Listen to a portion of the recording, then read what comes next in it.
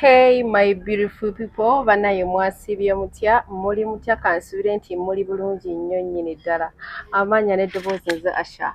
Nava Namatovu, omwana w'omumbejja, era nga bulijjo Life Experience Uganda nga bwe mutulaba twatuse dda. Twateredde dda tubaleetera ebipya, tubaleetere ku bibuuzo ebitambula. Si mu Life Experience mwebale tulaba, mwebale kusharinga, mwebale kusubscribinga, ate bane n'aba TikTok bane mwebale tulaba. Ate nga n'abakadde mbajjukiza mu sharinge, ate musharingireko n'abalaba bere nga bakola ki? Batulaba. Sijja kwogera bingi, kandikeko ne bannange beeyanjule n'omugenyi waffe abeeyanjulireko ate era tutandikira awo. Oba ntandikire eno. Amanya n'eddoboozi Prince Liam official. Abalabi baffe mwebale kusubscribinga YouTube channel yaffe Life Experience Uganda. Wamu ne TikTok bannaye tubuteekayo obuntu bakayita akantu kale tunyumirwa era tuli basanyufu nnyo obuntu butambula kati. Yes. Kitegeeza eggwanga tuliweereza. Yeah. Naye nga nange era siri bw'omu olupana eba etudde. Yeah. Tuli ku side eri. Yes, sire. Yes, Josh MC, the only amplified king around town Kampala, Uganda, representing Life Experience to say, and of course, thanks to those who all subscribe, about streaming, our liking, our commenting, like upon yourself. We love you. Without you, we can't go. Please. Okay, omugenyi waffe Brenda. Oli otya? Ndi mulungi mukwano Science gambo okulaba. nange nsanyusa obasanga. Buzaako ku balabi baffe. Abalaba Life Life Experience Uganda nze bampita Brenda Miles omwagalwa wamwe leero bankyazizaako. Okay. Brenda Miles, Prince wangambe olina ebibuuzo bya Brenda. Brenda Miles oyo story yange naye Brenda Wandise. kwata akumbuka wavaayo eri gy'oli n'osalawo n'odda kati w'oli. Navaayo kati nzuune era. Ekineewuunyisa tewakoma okwo ne weetikka n'olubuto ng'abakyala. Nante era omukazi omutuufu olina okufuna olubuto ozaale. Okitegedde ekyo? Katono nnyo wali tonnayingira kintu kyakuzaala ina tetunnagenda wala. Amannya g'amatuufu gwani,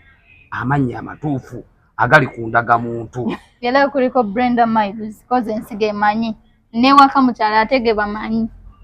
So tugendere kwago. Josh. Ago mukyalo togogera.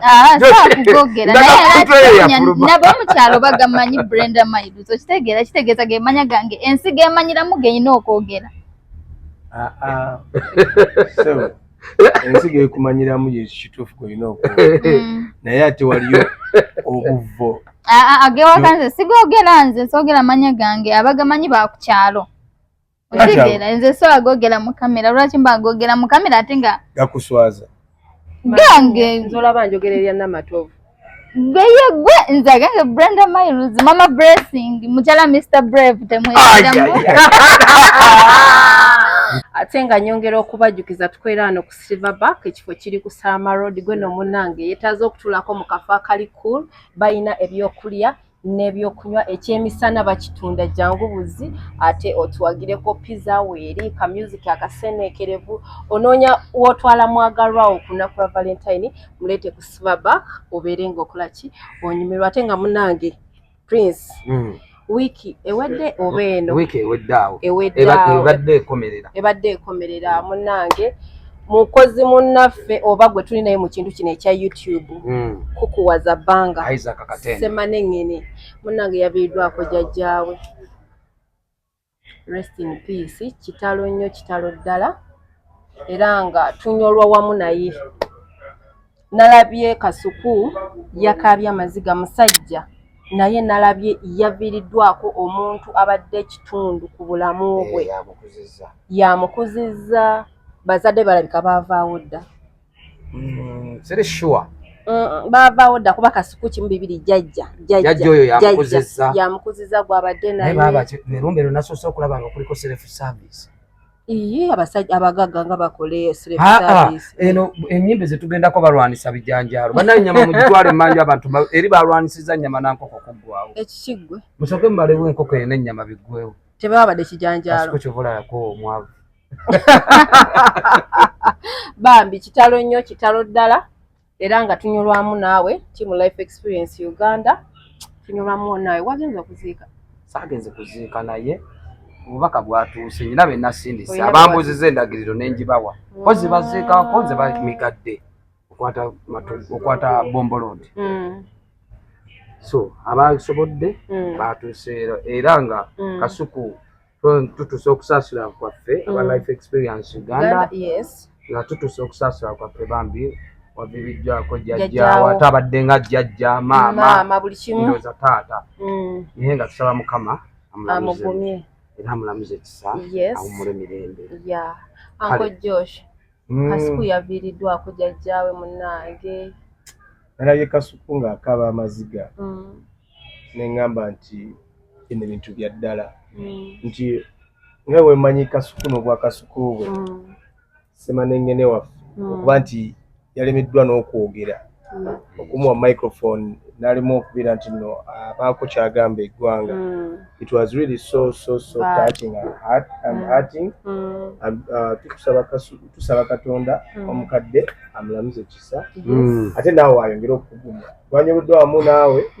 however tusabira buli kimu kibeere nga kitambula malidaadi sana naye nga mwakoze oludda olumbe lwabadde massive olw'enkoko n'ennyama omanyi ekirungi kijja n'ekibi nti abantu babaddeyo bangi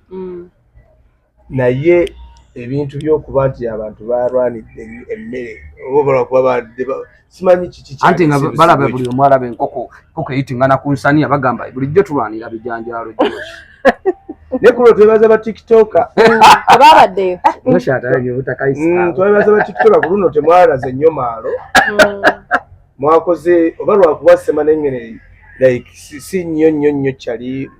wagundi ande otasiba zikweya akuwerawo beraba bakuba bakoze amaniyanga singa yabayisiza kurudo okuziika kwabadde so nice wabaddewo bintu byakumulisa byakwera bisa maalo gaba TikToker mwebale kubeera nti mwefuze n'abagenzi okuziikirako Kasuku kulikeeyo. On top of that Green Dad yafiiriddwe omwana we naye yafiiridde mulago naye abayimbi kintu muyimbi kiraba edduka bayimbi si bannammwe bannange by the way omuyimbi abeera munno nga ali mu shiita anoonya kawashi mulwadde bamugoba mu nnyumba ne Green Dad yagenze okuzika omwana we abayimbi tulina abayimbi nga 1,000 mu Uganda but I was so touched nti tebabaddeyo kumukola ki kumuziikirako so that was so hurting naye tubeere nga twebeereramu that's what I can say about ebintu ebyo byabaddewo era naffe tusa okusaasira kwaffe eri Green Dad okuviibwako omwana si kintu kyangu Josh naye tusaba bambi Mukama amugumye yagabeera yakola ki yajjawo so ashadamba okwongerezaako nange ku nsonga ya Green Dad abayimbi bano balaba omwana engeri gye yafudde nti muto baagala nnyo awantu awali kamera tewabadde kamera eyo eri omwana singa wabadde nti muntu mukulu tugeze muyimbi yafudde yes naye n'abayimbi tebaziika baziika wali kamera singa wabaddeyo kamera nga oba muyimbi yafudde nga mawulire awo muyimbi kugamba abamanyi abayimbi baziika Brenda wuuyo naye ayinza okuba okukubuulirako ensonga eyo kubanga abayimbi baziika nanti omuntu wafiirwa oli n'atagenda kuziika liba ng'ebbanja kati kitegeeza naye teyaziikanga kati ewakukunga babaddeyo kitegeeza teyaziikanga omuntu wafiirwa olina oziika Kasuku taziika nanti era alina omukwano mu bantu kitegeera yakola emikwano ate emikwano emirungi emikwano emigaga so si gino emiyayu gya TikTok wagirabyeyo olulimi olwokoseza aba TikTok nze siri TikTok walandabyeko mu challenge y'omuntu yenna nze nkola byange kitegeera binyumira sikola zi challenge seemola nze ndi Brenda nga nze era aba TikTokers baita ba celeb nze siri celeb tomanyi buli TikTok akuyitako yesibye Max yetaddeko Chimbusele ne ba TikTok nabo batumanyidde nyo so biyita basere nze ndi byange Brenda wayagira ku songe Joshi nebaza nnyo ku kintu ekyo kyoyogeddeko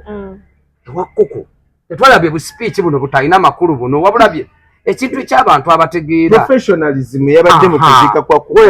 kwa jjajja wa banga it was so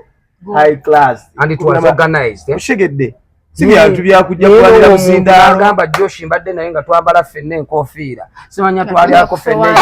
ekyokulya ku pakalasi kyekyo neno Kasuku yagambye atamuziikiddeko bw'oba tewaziise tuli munne bw'oba tewaziise toli munne naye tagenda kulumba muntu yenna wabula ye nga ye ataziikiddeko Kasuku si kyaliwe oshegedde era ye yakitadde yakikomezza oba tewanzi bayibaye twabadde ne muzeeyi Lwasa naye yagambye teyaziise ati Lwasa ekyamuganya okugenda oziika akyali mu kiyongobero bamuyisizaamu eggaali obinyo kati agende atwalire abantu empale ga bulimu gundi so kati yali talina genda naye yabagambye agenda bawaki amabugo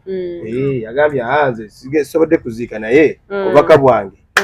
bugenda tuuka eri ewaani ewakkuku wazabanga gaba tegakyali mabugaago ogaba mataaba ye bagambye agenda bbawo amataaba gaba mataaba mu Luganda Brenda agabadde ogamanyi bagayita mataaba mbadde manyi mabugo amabugo ge gano nga omuntu byakafa ne bwe tumala okuziika nga tuvuddeyo ng'omuntu bamaze omumuziika kati any contribution that comes after burial is called mataba mu Luganda. Yes. Lwasa kati agenda bbawa mataaba. By the Brenda. Kati Lwasa nga mu mbeera ze bwali bwati. Osobola omwagala. Nze nsobola mwagala nga ino omusajja wuyo bagambye. Nga toyina tugeze. Nze noona ndibadde sirina tata blessing. Lwasa sobola mwagala mbuza lwaki. Bagamba ina akantu nga kaba baby. Oyagala kinene? Okitegeera? Oyagala kinene? Ate n'ekirala bagamba talina waaka azaala kati ate omukazi yenna anyumirwa nnyo omusajja omutuuka ku ntiko otegeera nze noona ndibadde nga sirina tata blessing era Lwasa sandi mwagadde ate wuyo nawudde mbu akola pupu mu mpale nasigula yagambye yasaze omugambo olaba fe abakyala fe abamanyi ebibeera mu basajja okitegeera wembeera n'omusajja amanye ebya tata blessing yamanye ebyange okitegeera kati lwakuba nze ndi wanjawulo nashigulo nze wenjawukana n'omusajja mba sobola mulangira okitegeera nsirika busirisi kozi nange mba neswaza bayandabye nange mba namulabye okitegeera kati kyeyagambye Lwasa akola pupu be bamanyi so kati Nashi yeekubye omusumaali naye Lwasa ye yabireeta gwolangira otya omukazi mbu mukadde mbe ekizigo naye era teyalimbye omukazi w'ekizigo anyogoga omukazi nga yeyerusa oba onyogoga wansi ate n'ekirala oba owunya ekyo kyesigenze nze kyoba seyerusa nze nali mbaddeko n'abawala nga beeyerusa naye nga buli watuyanya baawunya ate baba banyogoga susu nate ng'obaguza ekizigo nze anguza bya figa so si byaba kweyerusa bya figa omwana yali angamba amawulire yampa mafu to believing ngamba Brenda Mazi naye weyerusa wama oba onyogoga susu era omukazi nga weyerusa oba towooma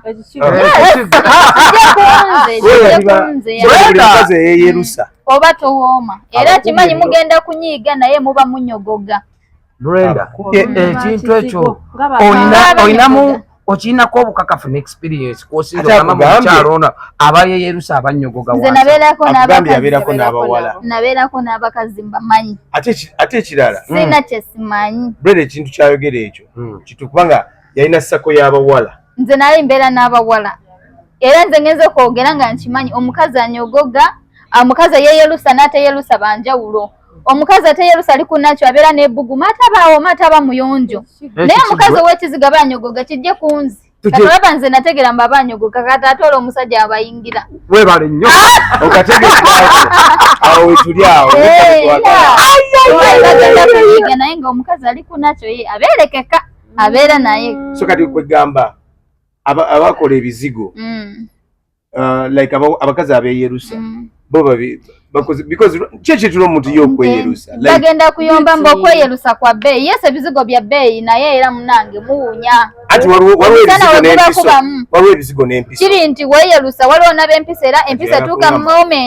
tuuka moment ngere kugwamu ng'olina okuddamu weeku bempisa bakuŋŋamba Bad Black naye kubanga naye yeyerusa oyo Bad Black wampiso Bad Black nali naye mu biseera by'akalulu twali eri gye bali banoonyeza muzeeyi akalulu Bad Black mukazi muyonjo yo wampiso si wa kizigo empisa tewunyisa naye era oba onyogoga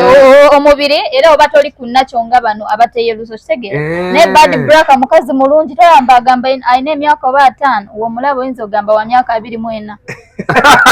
anyirira nze namulaba mukyala Asha Bad Black anyirira sikugamba ng'omuwaana anyirira era ebyo twekumanga ku social media nali simulabangako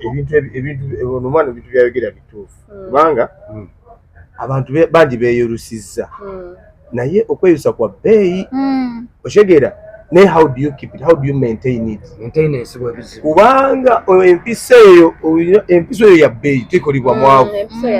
kyoba osanga baneno bannashigulu nga bakola ebizigo bya mitwalo 2 ate era lwasa yagambye mbu nashigulu ebizigo si yabyekolera mbabigula mu supermarket n'abitabula ajjakola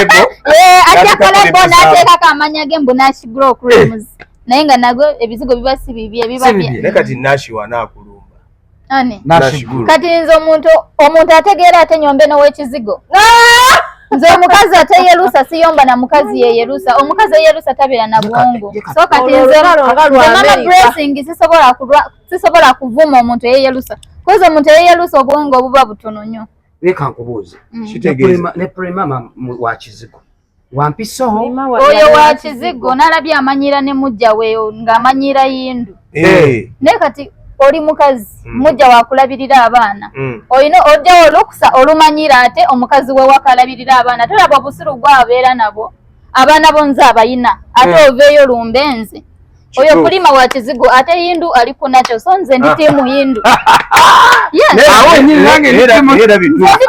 olaba prima buli wabeera abeera n'otufa abakazi buli abeera n'otufaani otwo ekibugumu ekyo kihimidde kati nombuusa olwo oshegera bwe bulwaba omukazi ng'alina akafaana akatono ako baida nyine yakankwasa nangamba nonga kakwate bulungi omukazi we wako oba olina omuwa ekitiibwa kubanga baba balina okufuna that ka refreshness ako kireme kukola kireme kusituka buli omu abeere waali mailo zikatugambye mbu munnyogoga ate n'ekyokunyogoga kiri awo ina okuwoma tebawuuma tebawuuma ate era omuntu wabeera n'ebbugumu awo bowooma naye kati oli waba anyogoga ndiba towooma nina experience nze abagambye abamu bajagabagese bya ssente naye muyina na ssente naye weewuunya lwaki abakazi abasinga lwaki tebali mu bufumbo abeeyalusa kitegeeza oba towooma kati olaba prima avuma yindu ali mu bufumbo naye tali mu bufumbo naye omukazi ow'ekizigo nga yakuwunyiridde nno bawunya ogenda alaba ensowera nga zinyooka wa mwana gwe ate omukazi ow'ekizigo omukazi w'ekizigo buli kaseera olina okunaaba wansi kozi owunya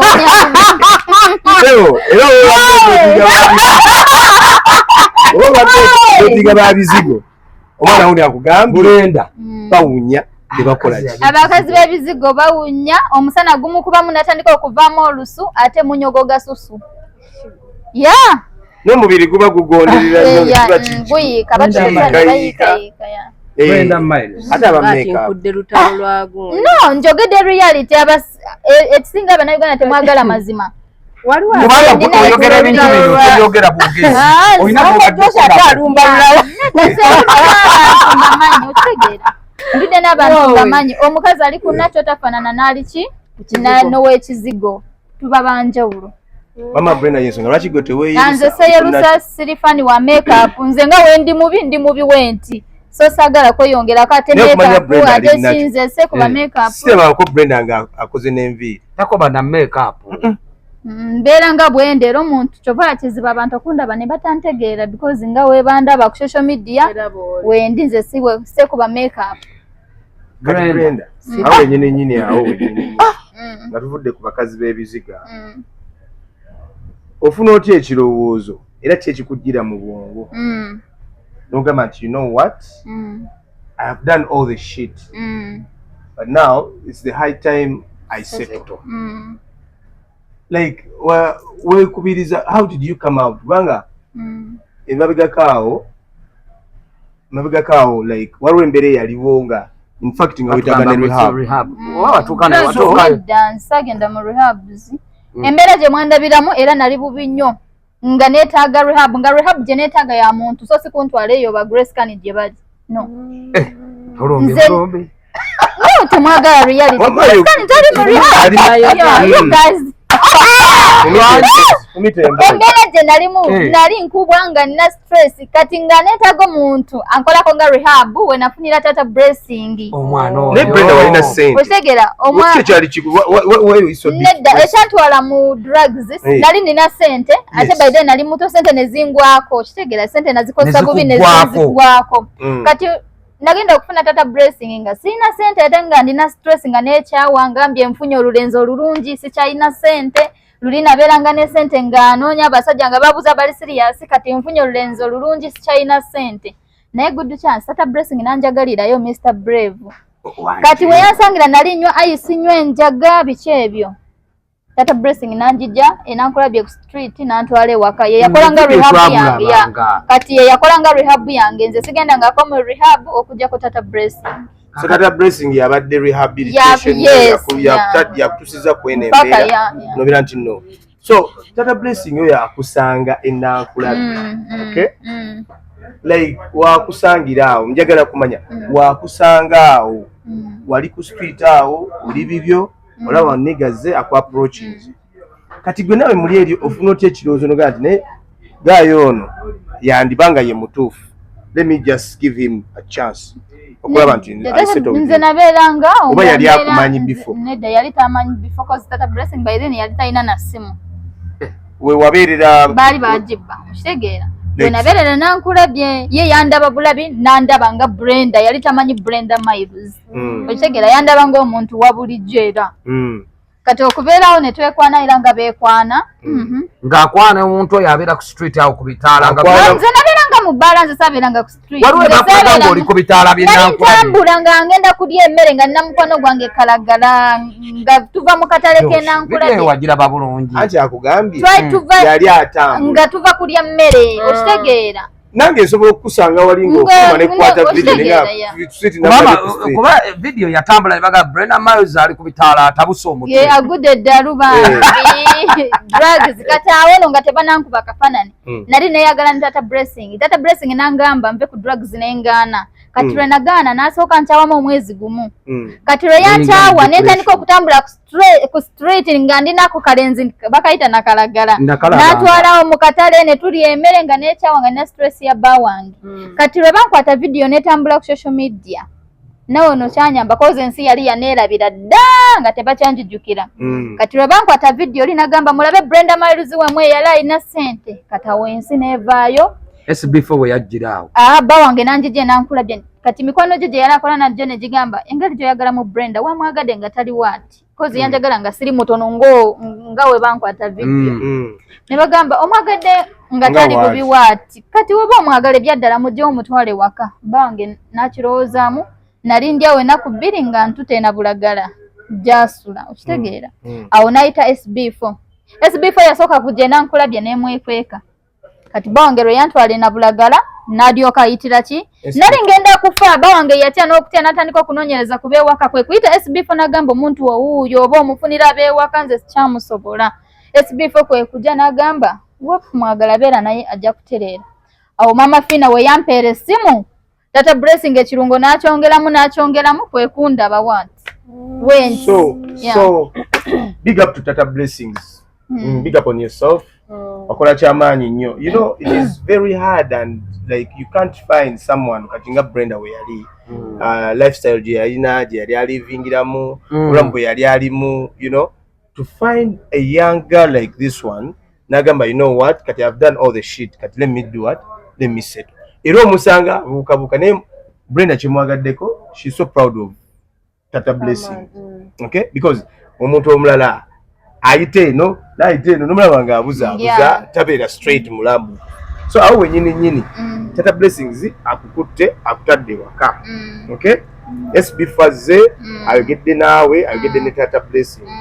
Kati wakusangira awo Tata Blessing njala kumanya ovuutya ku biragalalagala ebyo ng'omaze okutuuka ewa Tata Blessing. Okuva ku biragalalagala nga nakatuuka ena bulagala ewa Tata Blessing kyali si kyangu. Era Tata Blessing yali akyakolera era nankulabye ne muteeka ku mateeka ne mugamba wemba nga mbadde enywa stick nya za wiidi beera ng'ondeetera stick 2. Wemba nga anywa walaji ku luudo w'ekidomola wa 15 kozi nali nywa walaji ona kunyinza kunywa mu walaji wa mutwala ate ng'olaba ono w'ekidomola aba mungi ate ayokya nga nkozesa kubba akajjaani ne mugamba wemba mbadde nkozesa bwa 13 ndeetera ka 10. Tata Blessing n'abeera ng'abindeetera mpola mpola nagenda okulaba nga sikyabimubuuza simanyi nange ng'ejje nabivaako naye nga tekyali kyangu era obivaako kozi yasooka nga n'abindeetera ng'ewaka okitegeera tekiba kyangu kyo by the way okuva ku drugs. So tosakeera ku machano jano ogamba omuntu va ku mwenge era Tata Blessing kye yakola kye kituufu yabeeranga ng'abindeetera because osaba olaba senga yamuteekako amaanyi namugamba koze wange waneeno baali bakwogerako emboozi eyo nga sinnakulabako wano wetuli kati ndabye otegeera. Yes ono mwana ategeera kubanga kakati bw'obanga wafuna ekirowoozo ekyo Josh kyatugambye mbu ŋŋamba nkendeze ku sitiiki ze mbadde nnyo bwe mba mbadde ennywa zino naye tosanga omuntu omulala omusajja omulala ye n'ayagala kikolerewo. Okay, so kati senga waliwo embeera eyo so the credit goes still to Tata Blessing. Ntindo yategeera omuntu ate mutegeera omuntu we he brought out true love because omuntu omulala tagumiikiriza si kyangu kyakugumiikiriza omuntu mujje ku street anywa akuba wiidi anywa walaji akozesa buli each and everything kikubwa. So Tata Blessing nazerawo n'agamba wayi kintu kyange kanfe nakyo. So kati right now ne mubeerawo ne mutuuka n'otuuka n'ofuna olubuto. So ekintu ky'olubuto ekyo mwakyogerako oba nawe wagenda okulaba nga kati now you settled down you need a family wetaaga okubeera nti no ofuna omwana. Ekyolubuto ne twakyogeraako naye nzijukira SB4 yasooka okujja ewaka naye neesunze nnyo ne mugamba n'olaba wange no ndina olubuto lwe naye ng'olubuto terwalimu nalimba SB4 ng'olubuto lwa myezi 3 naye nga terwalimu. Kati waawaako ng'omwezi ne ngamba Tata Blessing naye nga seewulira bulungi tugende mu ddwaliro. Kati lwe twagenda mu ddwaliro ne bangamba olubuto lwa mwezi gumu ne wiiki emu jjukira nali nagamba SB4 mbukingu ndina olubuto lwa myezi 3 awo lwe twagenda mu ddwaliro ne tutegeera mbu ndina olubuto lwa Tata Blessing. Of course yali Tata Blessing kozi nze nali siri mwenzi ebiseera bye nabeeranga naye nali seegatangako na muntu kitegera olubuto nalufunira waka enabulagala era nga lulina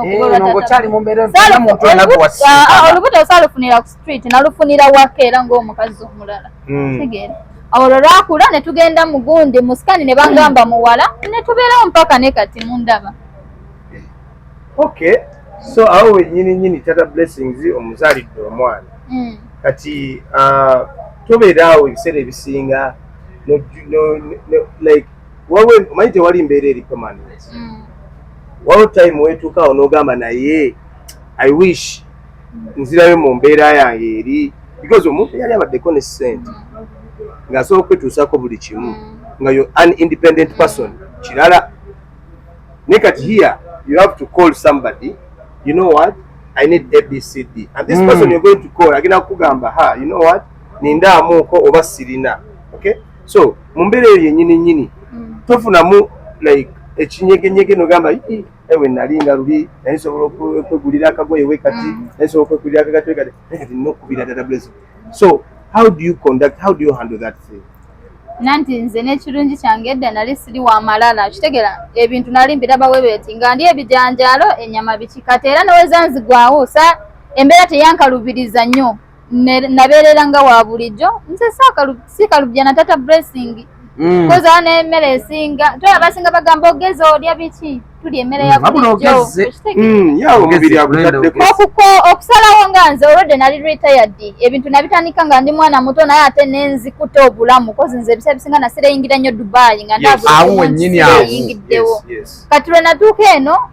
ebisabye nafunira mutata Blessing ne wane Uganda nga sinamufunira nali nsireyinga nga ndaba buli kimu nti nyumiddwa omuwala kyeyandi nyumiddwa kitegeera drugs biche ebyo kwambala olugoye nga twayiru mu mahoteli gebbeeyi byonna nali mbisuzeemu. So ogenda okufuna Tata Blessing nga ndi mukoyi nga ndi retired buli kimu kikuli wano nga buli kimu kintuuse kyobola ne kati sisobola kubeerawo ne ngamba oba biki biki wemba njagala ntwale out even tomorrow tugendeera we mugamba enkya tugenda ku Urban already n'akagoye n'akaguzedda nga wakola oyongedde okulumya abenabulagala twakoze programu era enkya aba Urban mugenda tulaba mu bbaala bangi maama omwaka kati butya omwaka gugwawo leero enkya we tugenda mu Urban nze bange simukalubiza nze byange katono nnyo wiiki eno gye tulimu yabaagala ya Valentine ekirungi nedda ku Valentine's Day bawange agenda kuba akola kimanyi sente kyekikulu kitegeera kati ffe twasazeewo tugende out nkya omutegekeddeyo ng'omwagalawo ogamba kalise anti kakati era omusajja oyo omwagadde nnyo mu basajja be wabadde nabo ye Tata Blessing omwagadde ali ku top era bamujanye erinnya Mr. Brave bannaye oli omuntu afuna okwagala buli muntu afuna omuntu zigenda gwentunuulira wano essaawa zino sigola social media sigwena nti no asobola okudda mu kamera n'agamba Tata Blessing bawange mwagala nnyo era nasetolinga era olina amaanyi g'abali that's why mbagamba nnyo Prince wengamba nti no oba tonnafa tewevumansi yes and there is life after everything kitusiba tugamba abaana okay nti no people are living but like they are faking life because they want to reach at the end of it but you can never reach at the end of it because life continues nze saa zino eno wembanga ntudde wano ne Brenda the Brenda of 2022 2023 2020 she's not the Brenda of now okay nti the other time you would see Brenda ayina enjala zikoma eno kwegamba ayambadde obuntu bukoma eno like asireyinze akoze buli kimu kyakoze but if time reaches nogamba you know what kati kino nkikoze kati abawala era bangi nnyo balibadde balabira ku Brenda nti no obulamu busigala bukola ki butambula osobola okwera kati byebiri bye twabadde twogerako wano eno nti you living a life whereby life yetu so agimaintaininga ng'omuntu agikulivingisa takoze ki taliiwo naye beera mu mbeera nti nno wikkakkanye nti kati nzikiriza kyubalaba abantu ba endinga up nga bagenze mu rehab mu bakozeseza drugs nti takkiriza nti nno embeera ekyuka gw'okubanga obadde oyagala okubeera n'omutwalo day to day leero oba otagubaddeemu ogenda lowooza ensi ekomye okitegedde so Brenda abawala abali eyo balabire ku Brenda kubanga talina kyataakola sente yazirina okujoga yajoga hotels ezebbeeyi yazisulamu apartments n'azeebakamu kati right now oyinza n'omusanga ng'ali mu muzigo yeetadde kuwolani nera tuli mu muzigo ate ennyumba yonna nga siiyo guba muzigo Brenda tuddeko emabega wali njagala kubuuzaako wali ewe Dubai awo ninaye abaana abaŋŋamba omwana oyo yali masita waffe wano nga mukola omulimu gwamme ogwo ogwa neekolera jange kituufu wali oli ku mulimu gwa neekolera jange gumwakolanga e Dubai wakola mwali gwogwo omulimu gwamme ogwa neekolera jange kakati ogwo omulimu bw'obeera awo n'ofumiitirizaamu ne wano wooli obulamu bwawe bukutambulidde ng'olaba buli soft buno obulamu bwendimu kati bwe businga mbuza lwaki teri kireeta ssanyu ng'okubeera n'omwana omwami yasooka n'omwana koze era omwami yaleeta omwana kati nze luli nali manyi sirizaala because natandika ebyo ebyobuseegu nga ndi mwana muto nga bagamba ate oyina nabaana mugiyita nabaana dde otandise byabasajja oli mwana muto naye munange Katonda yalanjagala ate nze nali sibeerangako nakufamire oba kyekyanyamba okulaba nabana yange eri fresh okitegeera naye ng'ebintu byonna bitandika ndi mwana muto wali sobola kwejusaawo era ne bye nayogera nga I was proud of it cause nali mwana muto ate era nga mbyagala nze nakiyingiramu ate nakifuna mu ssente okitegeera nali proud kyova naleetanga nnyo abakazi bajje beetunde era ne kati nkyalina connection era naye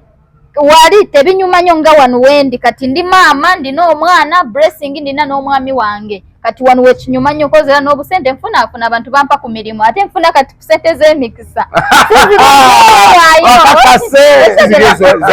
okuwaayo amagulu okitegeera kati wano nfuna sente ennungi mbeera naawo woozala ofuna n'omukisa abantu b'ebweru bakuwaayo okitegeera nga tozimenyekedde naye luli ng'ozimenyekera risiki nyingi okitegeera abantu abali genuine musanga abantu kati wano wendi neyagala nnyo so obulamu bukutambuliranga yo wali obubazi nnyo kozi ndina omwana ate kye nali sisuubira nze nali mayisirizaana naye katonda ebintu bya katonda bizibu so kati kitegeeza nti omuntu toggwamu maanyi toggwamu ssuubi nti obulamu busigala bukyakola ki toggwamu ssuubi naye olaba olina okwekuuma nze bye byonna nabiyitamu naye nga neekuuma kyova olaba ndi mulamu woneegaba nnyo tojja kunyumirwa obulamu weekuumwanga otyo tugambe tewali ku famire ng'oli mu mulimu nze saabeeranga na ba boyfriend oba olina okukozesa obupiira okitegeera nga wengamba omuntu yonna olina okwekuuma okozesa obupiira obutafuna siriimu obutafuna birwadde omusajja bw'ajja n'agaana okwambala era waliwo abeegaba nga zilive naye nze nga esente zikyukamu abo bagusigala ze zimu ze mwalegaana ne price yo okitegeera kiringa olaba era ab'engoye olugoye wanalukuwera ku 5,000 ola lukuwera ku 1,000 naye nga olugoye lwe lumu kati Brenda nga ovudde Dubai okera wasalawo ku makya bwakeera ku makya n'ogamba nti kati omanyi Dubai n'okomawo wano eno tofunangamu kirowoozo kiga nti oba nzi ngendeko mu nsenda kubanga abaana bangi nnyo watambula n'avaako wano it is very hard omwana oyo okusettolinga nze nagenda okuvayo e Dubai era nga sikyakola ebyo ebyabanneeko buuza bamanyi nze sikyabikolera nze nabeeranga n'abawala nze nabeeranga free natuuka essanga sikyakozesa abasajja nga ndi byange era ekyanjijjayo nga sikyetunda okitegeera nga nasigaza kulya sente zange ate nga sizeno ze nali natereka eno ngeri nali nfunayo era abampa sente okitegeera nga seebyo byakwetunda kozi natuuka essanga sikyetunda just nga mpa abaana connection nga njja kwezo okitegeera nga nzigira mu connection ng'omugezi bw'abeera kino okuconnectinze wano bagenda kukuwadira mu bwezi timpaako bwezi kati none najja wano ate nga nzija sente zange mu banka ate nvudde eri byakwetunda nkooye nzize wano kuwumula kati connection nali nina nyingi nga nsobola kufuna abagaga bantwala mu linsi zonna naye nga weba kutwala amagulu nga nabikowa ebyokukola ki ebyokwetunda nga sobola genda kwetunda because era ensi gye bakutwalamu oba ogenda kwetunda kyova nalemera wano paka ne kati nze bagenda n'okuba passport yange ng'enjaga enkubye sina na passport bagibira wano enjaga yakubirawo olwo naye guno mwana yanywa kye bayita ice embeera neemutuukako omanyi ice oyo alina engeri gy'akyusamu obulamu bwamutegeera bulungi ice akukuba akukubalira ng'omulwadde wa siriimu naye nga tetulina siriimu omanyi ice ice omunywa n'akunywa guno omubi osanga namwe omumunywa omwagala kuwenamba nenamba njiri ice anti onywa ice omubiri gwonna appetite kyekisooka mukutta appetite bamunywanga njaga abamu bamununsa abamu kati nze namusmokinganga omuka oteekamu kale erina process like bamukolezanga sigala oteeka mu balibu waliwo balibu zino eziriwo oti balibu zino eziriwo oti kati n'okuuma kando n'ofuna akacupa k'amazzi n'oteekamu akaseke kati wano ku balibu oteeka ku kando n'obeera ng'osikira wano mu kacupa okitegeera mu kaseke then waliwo abamununsa wano wooti n'omusita n'omununsa wano kati aliwo asinga okukuba asinga okukuba y'olw'okununsa oziyo omunywa naye oli kati ow'okunywera wano ye abeeramu amazzi omunywa bulungi naye era byonna bittaolikozesa wafiiringa ng'otya wali oyagala ofiiringa nabeeranga kati buli omu amuyisa bibye okitegeera waliwo amunywa n'anyiiga waliwo amunywa n'asanyuka waliwo abamunywa n'abayimisa ate era nga wulaba omuli w'omwenge nanywanga nnyo ice nentuka nasuulanga engoye zange ng'eno engato njiraba ng'ekomeeri wanje mama ng'oba weebase lumu nakuba olugi nga ndaba mu nnyumba abantu 7 kale oba addicted otandika okugwa eddalu ositegeera nalabanga abantu 7 mu nnyumba naye nga tewali naye wali mbwomu nze nasuulako engoye zange nga ntabeera kyaluwajjala nensuula kapeti ya 400 yali nungi nnyo nenjiraba ng'ekisaani nendaba kino kikapeti kiki banenga nenagamba Brenda obadde kingosuula kapeti ya 400 nanga nakagigula nga ice yekinkozi byonna nezo naye nabigabagaba dda engoye nga ndaba biki ogenda n'ogamba abantu mikwano gyo gikuloga segera olaba ebintu kwegamba ice oba muzimu oba byaluminati simanyi nawe kanyini kyakulema eddalu ya awo webagambira ogw'eddalu otandika okutambula nova ono n'ogenda n'emugongo n'ebigero oba tokoowa oba olina amaanyi Brenda okutandika drugs ezo wazitandika otya gurupu zewalimu oba nze nali naakava Dubai wenti nali n'omukwano gwange bamuyita Benja era natuukira Makinde bagiyita ba Paradise Hotel waliwo hoteli gye bantuusizaamu era Makindi obadde kikyakola emboozi nze ne Uganda naye sina gwemanyiyo nze ne Uganda naye sina gwemanyiyo hoteli bagiyita oba Paradise oba ki naku nagisasulanga 5,000 eri awo ngimanyi bagiyita Paradise SBV yantwala okozi nze naye simanyiyo kati nemala nenkubira mukwano gwange Benja nanfunira apartment ekyaluwajjala yali ya 40 buli mwezi awo ne mugamba bera ngondeetera abantu ejuka ne bowa sina gwemanyi ndeetera abaana kati awo Benja we yanjigiriza drugs eyo kyogamba drugs ezo oziizo maze koma mu Uganda ya Dubai wali tozinywa nali nywe enjaga nali nywe shisha nenga ice yali wali nenga waba Nigeria atinga wa bei ngoyinza omugu ice atandikira 400 bisatu byeri bina byeri naye ate wanu wa 5,000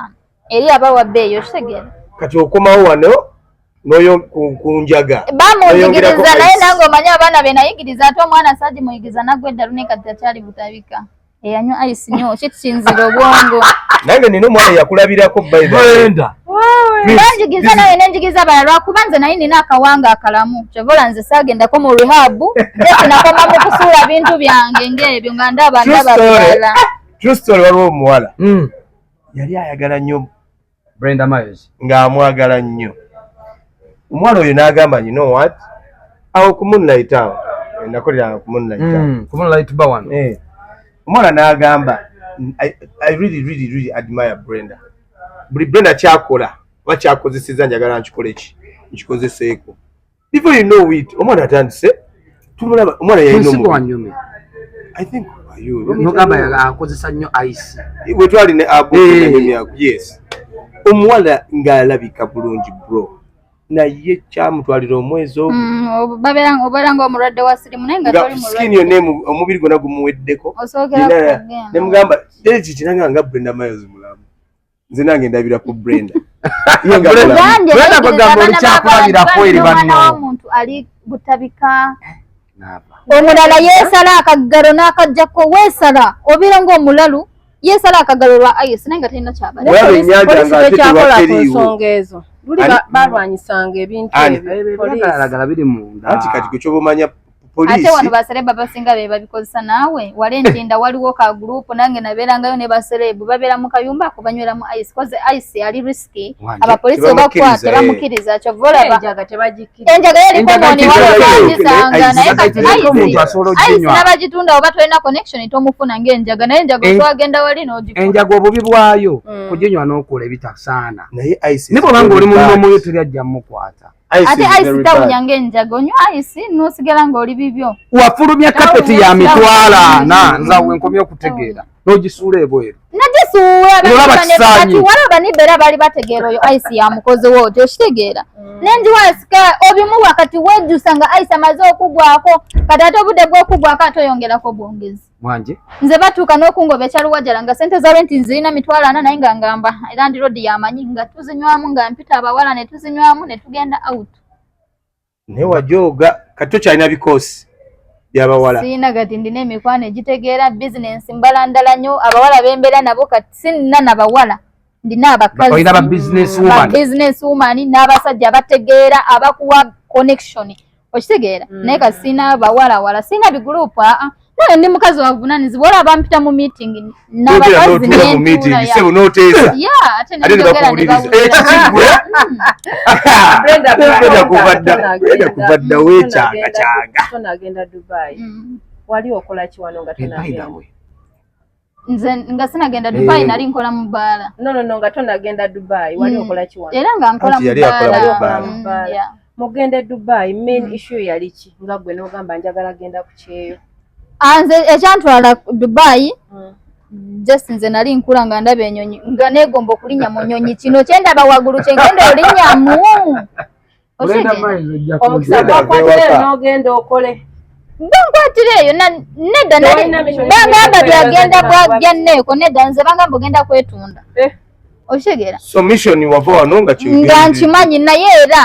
nga bulijjo neegomba okulinnya ku nnyonyi ennyonyi nali njiraba mubire nengenda kyenyina okola ki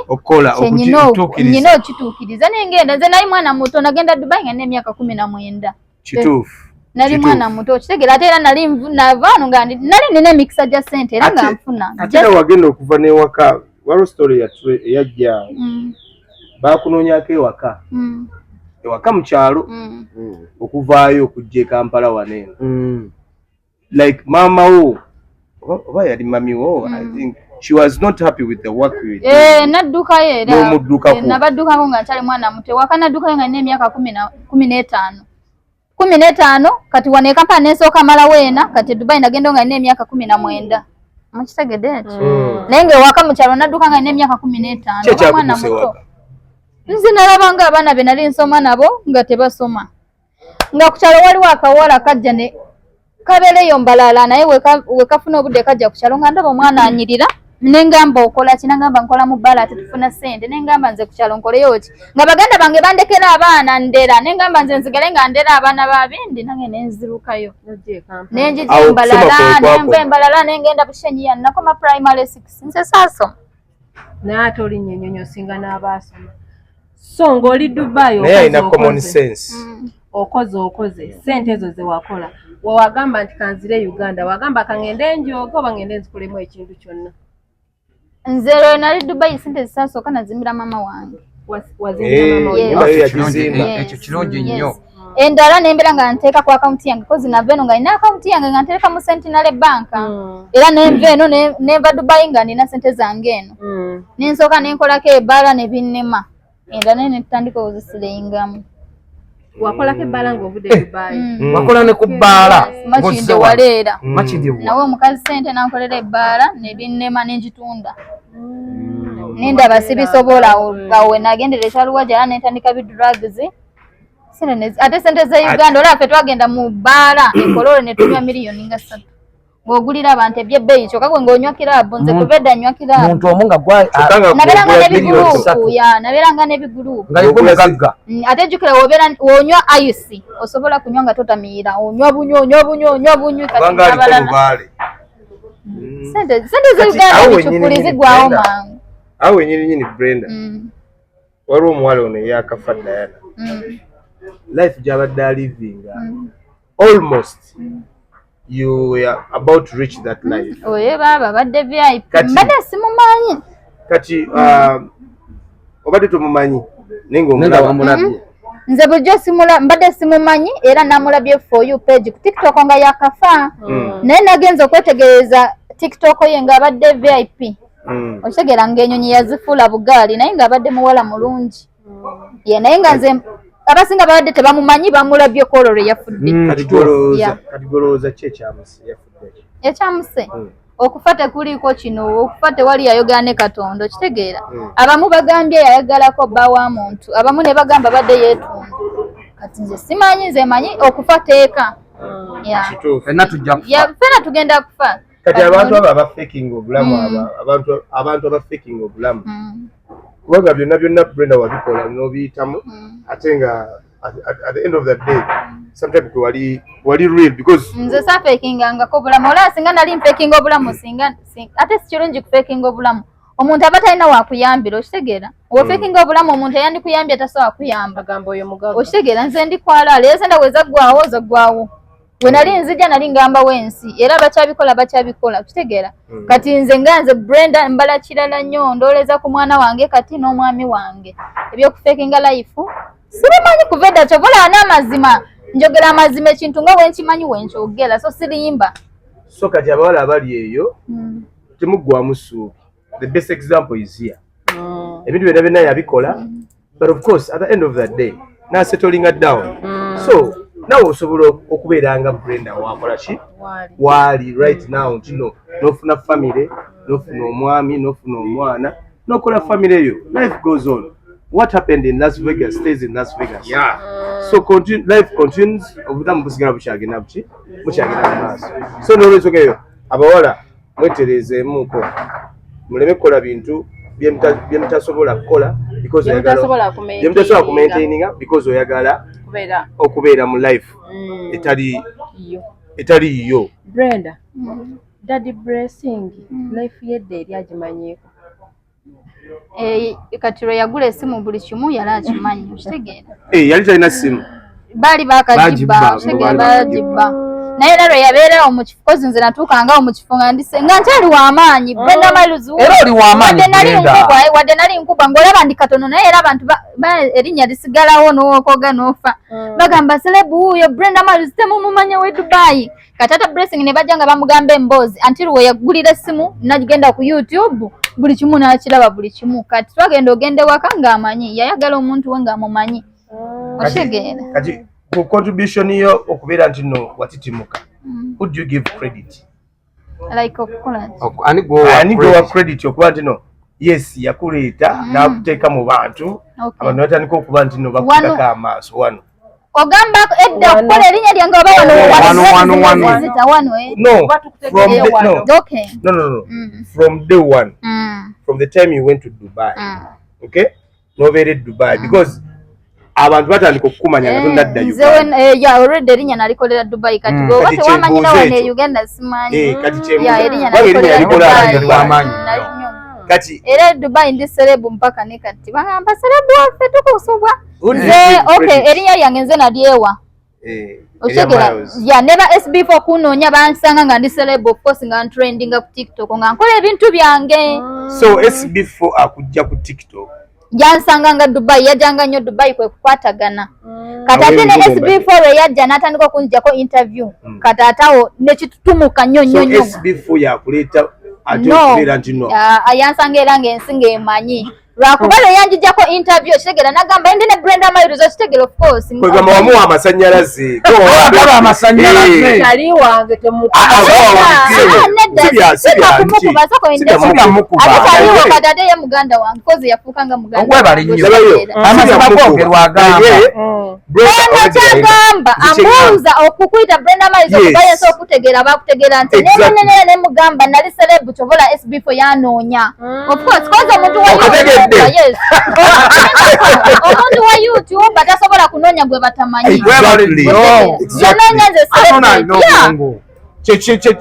kuba SB4 but already yasangawo yasanga bammanyi ate era ne SB4 ono n'amuwa ku masannyalaze ono yawa ku SB4 fenanete tekuliko mbu yawa amasannyalaze yansanga nga ndi celebu ate SB4 gundi zenze nali siziraba nnyo nali sinina muntu waki kyegambye nali siri muntu wa YouTube okitegeera nebagamba SB4 bawa Anatalia awo twatandikiranga nga buli wajja Dubai anjijjako interview ya buli wajja Dubai anjijjako kati lwe yanjijjangako interview SB4 kyesirimu erabira katawo gamba kyenamufuna munyo olwo yanjijjangako interview nembeera kilasi nnyo mu ba clients okitegeera ne bangamba twakulabye wa SB4 kati biki okitegeere yes okitegeera mirimu gyaffe giri naye era nze nali celebrity nga bamanyi era yanoonya omuntu gwe bamanyi waliwo akantu akatamya kafulumaawo ng'ate kadidde SB4 nabagamba nti SB4 the saga was like kiringa nti mbu gwe SB4 amala okujja atandika okujjako zi interview bla bla bla ogenda ndabayo naye era abantu bayogeranga mbu SB4 bambu twakola ki naye SB4 yatuka n'abanga muganda wange bayogera mbu SB4 bayogera ne bagamba SB4 labika lya Brenda Miles lwensonga yavanga nnyo Uganda nga Dubai nga alina programu ze Dubai kati abantu ne balowooza nzangu gye Uganda amaze nkifunye kandulwane gwe wali ow'amaanyi wali nga ate ng'omwokyayo omwokyanga nayo ku ssente nedda sawa SB4 sente nedda ekintu tukiwaayo nnyo Brenda Miles yali wakabye Dubai wakabye Uganda alina kutuuka Uganda Dubai baonyesana waayo ati lunekati omukwano ne tugukola ogwo ne tugukola mpaka ne kati obalaba wano batandikanga okumpita muwala wa SB4 nga balaba tubadde Dubai ate ne Uganda era tuli kyekimu webale nnyo kati Mama Fina wajjira awo n'abeera nti nno olwokuba SB4 ne Mama Fina okumpa esimu yalaba ate jukira Mama Fina alinga muganda wa SB4 kati nange okumpa esimu Mama Fina okungulira esimu yalaba nnyo SB4 nga njagala ate nga nange sina buzibu wekumpa esimu yagulira esimu Mama Fina nange kantwala omukisa guno mwebaza Mama Fina webale tuyambiranga ba TikToker abali mu kamera naye tubadde tukusaba omulundi guno toddamu kuyamba ba TikToker abantu abayinamu ku ssente abayinamu ku mannya waliyo eyo omuntu nga munaku talina kyakulya talina kyakunywa by the way nina omukyala era ngenda mujja ku interview in time bawe yamuzaalamu abaana babiri oba basatu naye omukazi waasula bannaali okaaba n'amaziga Brenda Miles okumuyamba tetukigaana kuba omuntu aba azze mu bulamu obulala okusinziira bwe yalimu naye Mama Fina nkwagala nnyo naye ate wontabulira kuyamba abantu balina ssente ate n'ozibawa ate ne bazoonoona yeyamba ani ono Gaya ateeka engatto mu bulago yaani Madubala juzi namusanzeeko twabadde ku papaazi twamusangayoko Madubala bamuwa ssente naye Madubala tetumanyi ssente kyeyazikolamu ssente z'abawa bazikolamu ki abakulira amasimu ate dakika bbiri ate ne bamuvuma nekakono yennyini Mama Fina ayambye abantu oyamba bali mu kamera Mama Fina ayamba omuntu omunaku eriyo omukazi nga talina kyakulya omusajja yamusuulira abaana mu nnyumba talina wadde 10 oyamba bino bi TikTok ebisirusiru ebitalina magezi kiki yes Brenda Miles my message wano wennyini we tulaga ofunye Mr Brave Tata Blessing sawa omuzaalidde kituufu muzadde omwana oli mukyala kati agumidde wa Tata Blessing so olina okwetongoza mufuuka abafumba abajjuvu waliwo emikolo egirina okukolebwa mukama wanaaba yagadde nga baba nga afunyemu kasente kozere essanyu ly'omukazi kumukuba kiringi mukama wanaaba yagadde tujja kikola naye era ne kati tumalirawo temukoogeramu eyo babiri n'omugamba naye mwami wange nanti twogera okusinziira ku bajeti okunsawo y'omusajja okitegeera sijamukaka emikolo omukazi ono omulabye high five Brenda omusajja w'omumanyi wange mumanyi bannanga abakazi abali ey'abantu abatumazeeko eyo matako walipa kazi mubi batako walipa mweteze muli eyo Brenda yakirabye omusajja akyeyiya oshengera omukako watogenza wabebe nemuteko baavu ate nga mwe baavu simukaka mikolo kozi bange manye enfuna ye okitegeera katonda wanaaba yagadde nga tuwadde ku ssente nga ndaba bba wange kyekiseera mugambenaye kati sira lwaki nteeka omwana wabi ndi ku pressure teeka mwana mutakyeyiiya yensonga lwaki bamuyita mu zi meeting abaana abawala babuulirira abali abateeka abasajja baabwe ku pressure waliwo yagamba naganze njagala omusajja omugaga gwe taata we yali mugaga soko bagamba kudibira ku lujja nga mukyanoonya abagaga be munoonya balina abakazi baabo baatoba wamu okunoonya ssente okubalaba mu bagaga omwana yavudde wanagamba mb'ofuna omusajja omugaga jjukira ne kitaawo yagumira mama we yagumira kitaawo lwakubaba ssente ne bakuzaala mulina okukola mwembi kati mwe mulabire ku nze ne Tata Blessing tugenda kukola ate tugenda kufuna ssente nze mbagambye omwana asanyusizaako kintu ali proud njagala omusajja abakazi bange mwagala ate naye ayagala mulekerawo okupiika abasajja emikolo omusajja wabata naba kubeera steady tomupika mukolo mugenda mupika omukolo mugenda mukole ebintu ebiriki ebintu ebyekisimuve mu mikolo nga temugenda kusasula mabanja so leka omusajja amala okukola mukole mwembi okay musobole okubeera nti nomukolaki mukwasaganya wama brand ekyo kyakabi eno message nayo kangiyiseewo nga mukyali ku nsonga y'emikolo tujjukirako Bruno Bet muyita Bruno Bet yewabukidde yakwana omuwala atali gulaasi ye kati ate oyo neyeewanika n'agenda n'alya looni because of ayagala sanyusa mukazi fe abakazi baneete tusanyuka sanyukako leero enfuna kibirige ate naye nenkolaki ate teri kintu kikyasinze kubeera kizibu nga mata kuwalika mukazi atalina nga ku nsonga eyo kyaliko ekyo ky'oyogedde nze nga nze chairman w'abakyala abaavu tebabakuba nnyo nga wendi ku seeti tebajja bamanyira abasajja abatalinamu ku ssente temutusonga omusajja talina buzibu ye mwetegefu okukola ne mukazi we naye omukazi tagumiikiriza ani atagumiikiriza omujja naye nakikugambye nti ye tagenda teeka kutata blessings kuki ku pressure ayagala basooke bamala okukola ki okukola meaning alina obugumiikiriza naye gwakugina emisoswangula ebya wano waliwo obuwala obwavu bwebwavu ate bwagala webale nnyo ate abasinga Kampala banaku mpazi wongamba waliwo kali banabawala bakola waliwo banabawala bakola ate n'ekirala woba okola ojja kufuna omusajja akikola waliwo buno obwavu obukyasula mu mabbaala mbu bwagala bisugaddadi kyokola abamu mukyali balwadde ba siriimu because mwagala biwedde okitegeera eyo message ya Brenda Mailo oyinza okulowooza ffe twogere obubi wano ne Josh kubakaawo ku mukazi waavu twayaga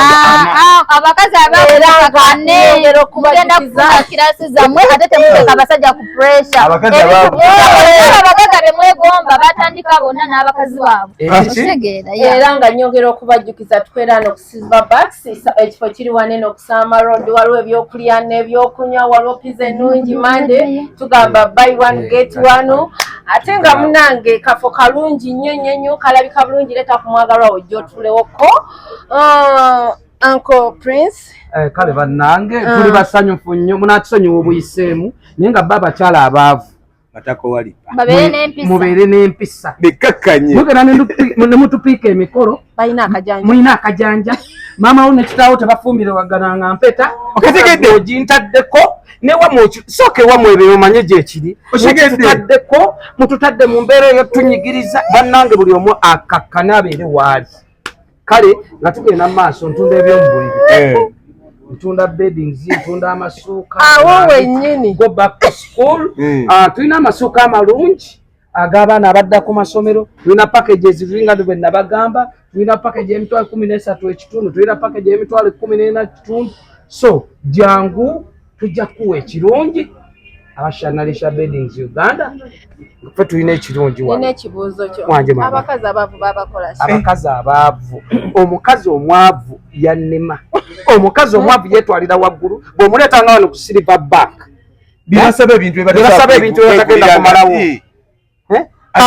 bwe kajja wano kagenda kusaba kasitunula ku mmenu kagenda kusaba kagenda waggulu eno awali ekyebbeeyi ekyetanatasobola kwegulira olumala okusimba mu fooko kati I'm not feeling. I feel like I want to touch them. Kaluma nugamba kakati bazimba ddala kano bannakajjeewa era nze bwe neetoolodde manyi nga najoshinuzula kano nkalese wano ng'enjala ekaluma so n'olwensonga eyo abakazi mulina kwefuula nnyo ba class nga ate temulina class gye mulina wekakkanye genda mu bbaala oba ogenze mu restaurant omanyidde kulya katogo ka 3,000 eri ozze ku silver bag nga wano olwokuba olabye waliwo ekyennyanja waliwo bland biki ozze osabye plata tomanyi na kigambo plata kikitegeeza bakuletedde akambe ne fooko otandise okusaba oyagala okukola ebyaffe basita bye tukola weeyiridde emmere oba osega emmere ekuyiikidde tomanyi kukozesa kambe of course yes I abimanyi Brenda I am ekito sikimenyamu bro he's a star I stand with him he's a star I'm exposed I'm a star buli kimu kati tewali kyoyinza kuŋŋamba kyembadde ntegeeza sita anti obadde olaga nti gwoba sita mu kuliisa obuti byangu nnyo kati wali ogenzeko mu restaurant ne baleeta akambe ejjiiko ne fork. Okay? Tomanyi mukono gukwata kambe, tomanyi mukono gukwata fork. Waliwo emikono egikwata fork na kati gwawo tetujja kugenda Joshua naye lesoni Ladies and gentlemen, tujja kudda ku lesoni y'okukwata akambe. Tujja kudda tubale naye tubagamba nti nno ayagala okubeera nti nno bakusala akaviiri akakabi bakupepeta akaviiri nobeera nti nno omwana wa maama oshana noonyirira takubuzeewo Akra Baba wali eri namasuba opozitaawo naye nga tebakalabeke bakusaze nange no yakasaze akange olwaleero ndoza era mundaba ndavuddeyo nga akange yakasaze Akra Baba yabikoze wali eri namasuba awo Starbucks otuuka awo waliwo n'ebyana ebyakabi gabansaze bino bikunyiganyiga awo nyine awo Joshua Simba waliwo ekyakutte wano ku nsikya wano osegedde so totalazagana agende Akra Baba abere nga akolako enviiri wali eri wonna wonna abere nga azikusala ate nga alina savisi ye yakabi nnyo. Brenda, business yo okay, abagala ebizigo ebigeza se ebyerusa anze situnda ebizigo byerusa abagala ebizigo ebigeza products ezigeza inbox me enamba yange eri ku TikTok nze Brenda kyentkolako products ezigeza zokka ezo zentunda inbox me ezikola figure ya hips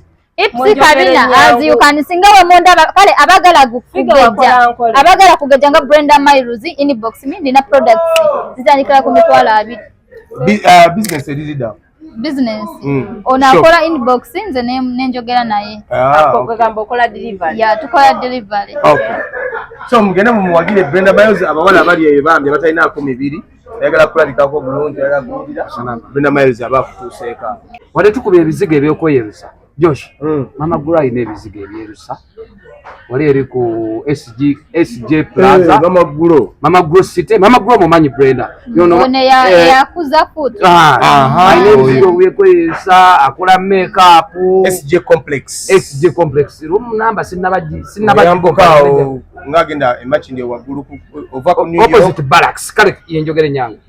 awogamba opposite barracks oba odi ku New York is a New York building akazimba akaddakaawo kaliko SJ Complex ogenda okusanga Mama Grow ayina products naze nungi nnyo akola makeup akolako facial byonna okulabika obulungi